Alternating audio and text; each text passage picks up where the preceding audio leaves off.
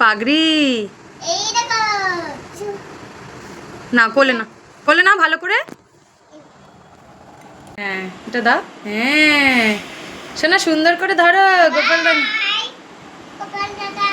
আমার সন্তান আমার কোলে আসার কিছু মাস আগেই গোপাল সোনা আমাদের কাছে এসেছে। তাই জন্য গোপাল সোনাকে আমি বড় সন্তান হিসেবেই মানি। নিত্য পুজোটা আমার করা হয় না, আমার শাশুড়ি মাই করে।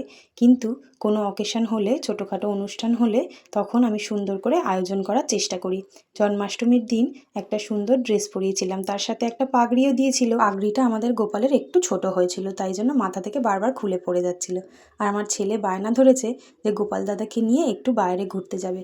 তাই ওকে স্নান ধান করিয়ে দিয়ে একটা বাটির মধ্যে গোপাল সোনাকে বসিয়ে ওকে একটু বাইরে ঘুরতে পাঠিয়েছিলাম। আমার যেহেতু বড় সন্তান, তাই আমার সন্তানকে আমি শিখিয়েছি গোপাল দাদা তোমার বড় দাদা হয়, ও সেইভাবেই তাকে মানে।